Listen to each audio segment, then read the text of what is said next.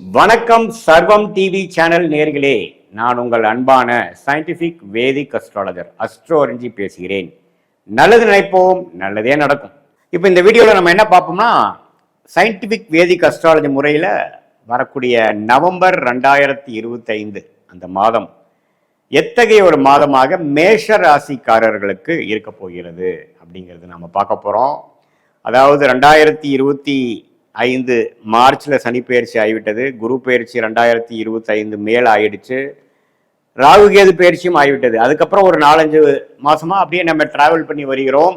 அதில் நவம்பர் தீபாவளிக்கு அடுத்து வரக்கூடிய நவம்பர் 2025 அந்த 30 நாட்கள் எத்தகைய ஒரு பலாபலன்கள் நிறைந்த ஒரு காலமாக மேஷ ராசிக்காரர்களுக்கு இருக்க போகிறது அப்படிங்கிறது சயின்டிபிக் அஸ்ட்ராலஜி முறையில், அறிவியல் சார்ந்த ஜோதிட முறையில் எந்த விதத்திலும் மூட நம்பிக்கைக்குள்ள போகாமல் உள்ளது உள்ளவாறு கிரகத்தோட அமைப்புகள் எப்படி இருக்கு, ஆண்டு கிரகத்தோட அமைப்புகள் எப்படி இருக்கு, மாத கிரகத்தின் அமைப்புகள் எப்படி இருக்கு, அதை வைத்து நம்மளுடைய அடுத்த கட்ட வாழ்க்கையின் சம்பவங்கள், வாழ்க்கை பயணம் எந்த ஒரு டேர்ன் எடுக்க போகிறது, எந்த திசையில் போக போகிறது, கிரகங்கள் எதை குறிக்கிறது, அது என்னென்ன வயசுல இருக்க இது மாதிரி தாக்கத்தை கொடுக்குங்கிற நம்ம அந்த பொது பலனை எதையும் நாம இந்த மூட நம்பிக்கையிலே போகாமல், பரிகாரங்கள் அது மாதிரி விஷயத்துக்கு போகாமல், ஒரு கிரகம் இருக்கிறத பொறுத்து எந்த மாதிரி அமைப்பு உள்ளது உள்ளவாறு நம்ம பார்க்க போறோம். இப்ப பாருங்க, மேஷராசிக்கு சனி 12ஆம் இடத்திலிருந்து 7.5 நாட் சனி கடந்த 5 மாதமாக போய்கொண்டிருக்கிறது. 2025 ஏப்ரல் மாதத்திலிருந்து விரயசனியாக மேஷராசிக்காரர்களுக்கு போய்கொண்டிருக்க நீங்கள் விரயங்களை சந்திப்போம், சுப விரயங்களை சந்திப்போம், செலவுகள் அதிகமாக இருக்கும். இதே படிக்கக்கூடிய மாணவர்களாக இருந்தால் அவங்களுக்கு கொஞ்சம் டிராவலிங், நிறையா மன கான்சன்ட்ரேஷனில் சில இஷ்யூஸுங்க, வாழ்க்கையில் புது புது அனுபவங்கள், ஒரு இடம் விட்டு ஒரு இடம் போகக்கூடியது, டிரான்ஸ்ஃபரபிள் ஜாபாக இருக்கிறவங்களுக்கு டிரான்ஸ்ஃபர் ஆகுறது, வீட்டுக்கு தள்ளி போகிறது, சுப செலவுகள் அதிகமாக நடக்கிறது, ஒரு இன்வெஸ்ட்மெண்ட் பண்ணுறது, அது மாதிரி பல விஷயங்கள் நடந்து கொண்டு இருக்கக்கூடிய மேஷராசிக்காரர்களுக்கு குரு 3ஆம் இடத்திலிருந்து 7ஆம் இடத்தை பார்த்து நண்பர்கள், பார்ட்னர்ஸ், ஃப்ரெண்ட்ஸ், பங்குதாரர்கள், நம்ம அன்றாட வாழ்க்கையில் மீட் பண்ணக்கூடிய கிளைண்ட்ஸ், கஸ்டமர், கொலீக்ஸ் எல்லாத்தையும் குரு பார்த்து நல்ல மேன்மையை கொடுத்து நல்ல ரிலேஷன்ஷிப்பில் என்ஹான்ஸ்மெண்ட் கொடுக்குறார். நிறைய பேரும் நியூ கான்டாக்ட்ஸ் கொடுக்கக்கூடிய அமைப்புகள் நல்லா இருக்குங்க. குரு 3லிருந்து 7ஐ பார்ப்பது, 9ஆ பார்க்கறது, பாக்கியஸ்தானத்தை பார்ப்பது மிகவும் நன்று. சில பாக்கியங்கள் இதுவரை நமக்கு கொஞ்சம் இழுபறியா இருந்து கொண்டு இருக்கக்கூடிய சில விஷயங்கள்லாம் நடந்தேறி கொண்டு இருக்கிறது. அதே சமயத்தில் ராகு 11ஆம் இடத்திலும் கேது 5ஆம் இடத்திலும் இருந்து ராகு குரு பார்வை பெறுவது பார்த்தீங்கன்னா அந்நியர் மூலமாக அந்நிய சூழ்நிலையில நல்ல ஒரு பெனிஃபிட்ஸ், லாபங்கள் பெறக்கூடியது, நமக்கு வர வேண்டிய பணம் கொஞ்சம் வர்றது. அது குறிப்பாக ராகு திசை நடந்து கொண்டு இருக்கக்கூடிய, ராகு கேது திசைகள் நடந்து கொண்டு இருக்கக்கூடிய மேஷராசிக்காரர்களுக்கு நல்ல பலனை கொடுக்கக்கூடிய அமைப்புகளாக இருக்குங்க. இப்போ மாத கிரகங்கள் எப்படி இருக்குன்னு பார்த்தா, ராசி அதிபதியாகிய செவ்வாயே மாதம் முழுவதும் ஆட்சி பலத்தோடு இருக்கிறார். விச்சகத்தில் ஆட்சி பலத்தோடு இருக்கிறார். 8ஆம் இடத்தில் இருக்கிறார். அவர் புதனோட சேர்ந்து இருக்கிறார். அதை குருவின் பார்வை பிடிக்கிறார். இப்போ பாருங்க, குரு நான் முதல் சொன்ன மாதிரி 3ஆம் இடத்திலிருந்து 7ஆம் வீட்டை பார்த்தாலும் மாதத்தில் ஸ்டார்டிங்ல பார்த்தீங்கன்னா அவர் கடகத்துக்கு 8ஆம் வீட்டை பார்க்கிறார். ஸோ ஏன்னா அது வக்ர ரீதியாக குரு 3ஆம் இடத்தில் இருக்கக்கூடிய குரு 4ஆம் இடத்துக்கு தொழில் மேன்மை, வரவேண்டிய பணம் வருதல், லாட்ரி, ஷேர் மார்க்கெட் பெனிஃபிட்ஸ், அடுத்தவங்க மூலமாக வரக்கூடிய பணம், அது மாதிரி விஷயத்துக்கெல்லாம் அருமையான பலனை கொடுக்குறார். ஸோ குருவின் வக்ர ரீதியான அமைப்பு நல்ல ஒரு அமைப்பை கொடுக்குதுங்க இந்த நவம்பர் மாதம். ஏன்னா கடகத்துக்கு குரு வந்துட்டார், வக்ரத்தில் பார்த்தீங்கன்னா உச்சம் பெறுகிறார். ஸோ இது ராசி அதிபதியாகிய செவ்வாயை பார்க்கறது, புதனை பார்க்கறது பார்த்தீங்கன்னா வரவேண்டிய பணம், ஷேர் மார்க்கெட், ஸ்டாக்கு, நீங்கள் போட்ட இன்வெஸ்ட்மெண்ட் நல்ல பெனிஃபிட்ஸ் வர்றது, நல்லா ஏறுறது, ஸ்பெகுலேட்டிவ் கெயின்ஸ் கிடைக்கிறது,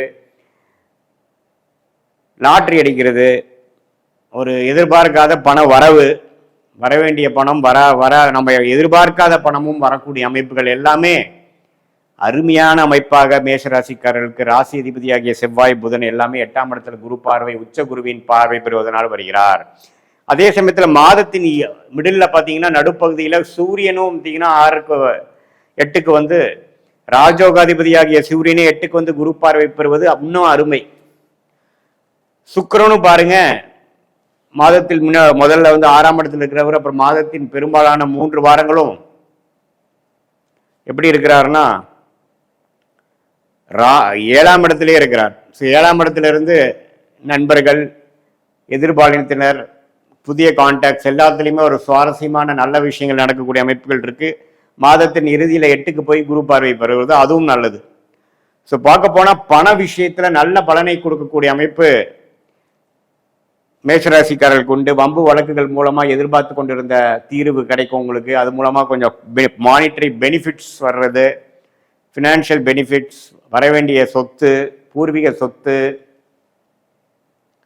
அதே சமயத்தில் நம்ம போட்ட இன்வெஸ்ட்மெண்ட்டுக்கு ரிட்டர்ன்ஸ் வர்றது, கிடப்பில் கடந்த மாதிரி 2-3 வருஷமா இருந்ததெல்லாம் கொஞ்சம் மேலே வந்து கொஞ்சம் கெயின்ஸ்க்கு வர்றது, ப்ராஃபிட்டுக்கு வர்றது, நல்லாவே ஸ்டாக்ஸ் ஆப்ஷன், இது மாதிரி கம்பெனி பெரிய கம்பெனிலாம் ஒர்க் பண்ணுறவங்களுக்கு ஸ்டாக் ஆப்ஷன் அது மாதிரி சில பெனிஃபிட்ஸ் பெறுவது, இது மாதிரி பல நன்மைகள் பெறக்கூடிய அமைப்புகள் வந்து மேஷராசிக்காரர்களுக்கு இருக்குது. மாணவர்களும் பார்த்தீங்கன்னா நல்லாவே கொஞ்சம் அவங்க படிக்கக்கூடிய விஷயத்தில் வந்து தீர்க்கமாக படிக்கக்கூடிய அமைப்புகள் இருக்குது.